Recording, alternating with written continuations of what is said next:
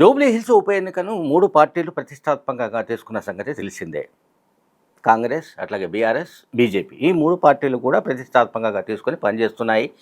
ఎవరు గెలుస్తారో ఏమిటనేది మనకు నవంబర్ 14న తెలిసే అవకాశం ఉంది. అయితే బీఆర్ఎస్ పార్టీ ఈ కాన్స్టిట్యున్సీలో, జూబ్లీ హిల్స్ కాన్స్టిట్యున్సీలో బీజేపీ, కాంగ్రెస్ పార్టీ రెండూ కుమ్మక్కైనట్టు బీఆర్ఎస్ పార్టీ ఆరోపిస్తోంది. ఇంకోవైపు బీఆర్ఎస్, బీజేపీ ఈ 2 పార్టీలు కుమ్మక్కైనట్లు కాంగ్రెస్ పార్టీ ఆరోపిస్తోంది. ఇక మరోవైపు కాంగ్రెస్, బీఆర్ఎస్ ఈ 2 పార్టీలు కుమ్మక్కైనట్లు బీజేపీ ఆరోపిస్తుంది. ఈ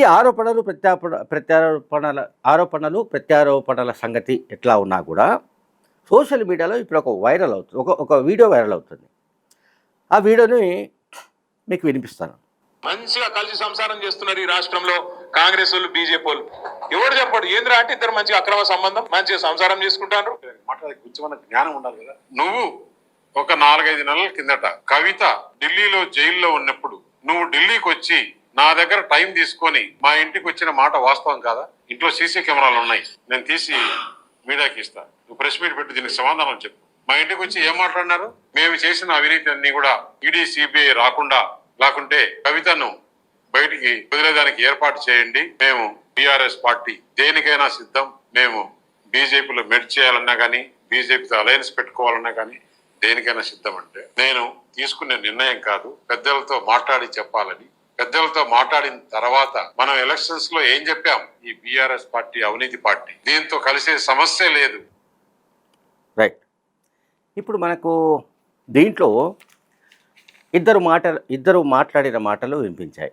ఒకటి కేటీఆర్ అండ్ ఒకటేమో MP, BJP MP CM Ramesh చేసిన వ్యాఖ్యలు. ఈ రెండింటినీ కలిపి ఒక వీడియో సోషల్ మీడియాలో విడుదలైంది. ఈ వీడియో జూబ్లీ హిల్స్ కాన్స్టిట్యున్సీ పైన ప్రభావం చూపే అవకాశం అయితే కనిపిస్తోంది. ఇందులో బీజేపీ, కాంగ్రెస్ రెండు కుమ్మక్కైనట్టుగా కలిసి సంసారం చేస్తున్నట్టుగా కేటీఆర్ ఆరోపించినది మీరు విన్నారు. దానికి వెంటనే కనెక్టింగ్గా గతంలో సీఎం రమేష్ చేసిన కామెంట్స్కి సంబంధించిన వీడియోను కూడా అటాచ్ చేశారు. ఎవరు చేశారో మనకు తెలియదు. సోషల్ మీడియాలో మొత్తం ఇప్పుడు ఈ ఇద్దరి వ్యాఖ్యలతో కూడిన ఆ క్లిప్పు వైరల్ అవుతోంది. సీఎం రమేష్ చేసిన ఆరోపణలన్నీ మనందరికీ తెలుసు. కేటీఆర్ ఢిల్లీలో తన నివాసానికి వచ్చినట్టు, తనతో మాట్లాడినట్టు, కవిత జైల్లో ఉన్నప్పుడు ఈ సన్నివేశం జరిగింది. కవితకు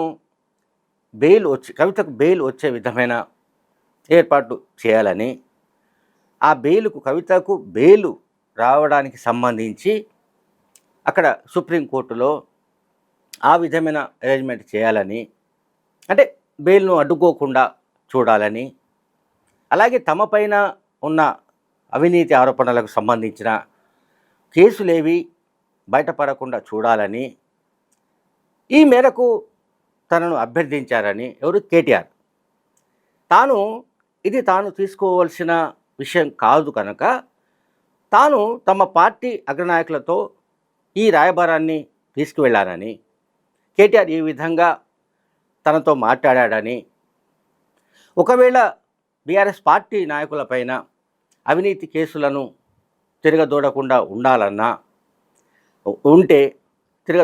ఉంటే, అట్లాగే కవితకు బెయిల్ ఇచ్చేటట్లయితే, వచ్చే విధమైన వెసులుబాటు కల్పిస్తే బీఆర్ఎస్ పార్టీని బీజేపీలో విలీనం చేయడానికి కానీ, అట్లాగే బీజేపీతో పొత్తులు పెట్టుకోవడానికి కానీ అభ్యంతరం లేదని కేటీఆర్ చెప్పినట్టుగా తాను తమ పార్టీ అగ్రనాయకులకు చెప్పానని, కానీ తమ పార్టీ అగ్రనాయకత్వం మాత్రం ఈ ప్రతిపాదనను పూర్తిగా తిరస్కరించిందని, అవినీతి అట్లాగే ఇతర కుంభకోణాల్లో పీకల్లోతు కూరుకుపోయిన బీఆర్ఎస్ పార్టీని ఎట్టి పరిస్థితుల్లో మనం అలో చేయడానికి వీల్లేదు, వాళ్ళను దగ్గరికి కూడా రానివ్వము. పైగా తెలంగాణలో ఆ పార్టీ పని అయిపోయింది. ఇక్కడ పార్లమెంట్ ఎన్నికల్లో కూడా 0 సీట్లు వచ్చాయి వాళ్లకు. కనుక అయిపోయిన పార్టీకి, పూర్తిగా కనుమరుగైపోయిన పార్టీకి, అడ్రస్ లేకుండా పోయిన పార్టీకి పార్టీని తమను కలుపుకోవడం, తాము ఆ పార్టీతో జత కట్టడం సరైంది కాదు, సాధ్యం కాదు అని తమ పార్టీ నాయకత్వం, బీజేపీ అగ్రనాయకత్వం తేల్చి పారేసినట్టుగా సీఎం రమేష్ చేసిన వ్యాఖ్యలు కేటీఆర్ వ్యాఖ్యలకు జాయింట్ చేసి ఇప్పుడు వీడియోను ఎవరో విడుదల చేశారు. అండ్ సీఎం రమేష్ చెప్పిన దాంట్లో ఇంకొక ఆస్పెక్ట్ కూడా కీలకమైంది. అదేంటంటే బీఆర్ఎస్ పార్టీ ఎమ్మెల్సీ, ఆ పార్టీ అధ్యక్షుడు కేసీఆర్ కూతురైన కవిత స్వయంగా ఈ ఆరోపణలు చేశారు. తాను జైల్లో ఉండగానే బీఆర్ఎస్ను బీజేపీలో విలీనం చేయడానికి సంబంధించిన కుట్ర జరిగినట్టు ఆమె ఆరోపించారు. అది మనందరికీ తెలుసు. అది ఎంత ప్రకంపనలు సృష్టించిందో కూడా తెలుసు. సో బీఆర్ఎస్ బీజేపీ సంబంధాలు, ఈ రెండింటి మధ్య ఉన్న అనుబంధం, లేకుంటే ఈ రెండు పార్టీల మధ్య ఉన్న రహస్య పొత్తు, వీటన్నిటికీ సంబంధించి ఇటీవల ముఖ్యమంత్రి రేవంత్ రెడ్డి కూడా ప్రస్తావించారు.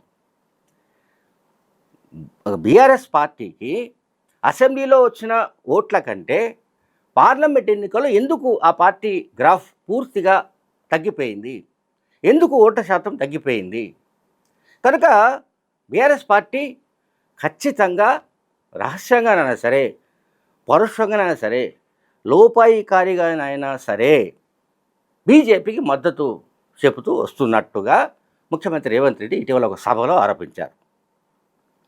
కనుక ఇప్పుడు జూబ్లీహిల్స్ బై ఎలక్షన్స్ జరుగుతున్నాయి. మూడు పార్టీల మధ్య భీకర సమరం జరుగుతున్న పరిస్థితుల్లో ఇటువంటి వీడియోలు రావడం అనేది బీఆర్ఎస్ పార్టీకి సంబంధించినంత వరకు మనం ఏమంటాం, గోరు చుట్టుపై రోకటి పోటు లాంటిది, గోరు చుట్టుపై రోకటి పోటు లాంటిదే.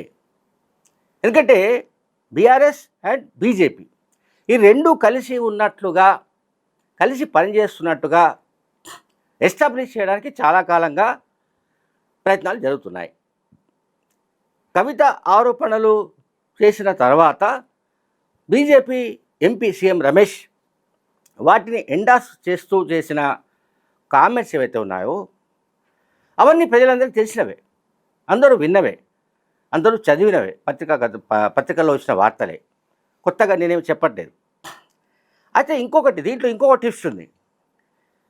ఇప్పుడు ఈ వీడియోలో భాగంగా సోషల్ మీడియాలో ఇంకొక వీడియో వైరల్ అవుతుంది.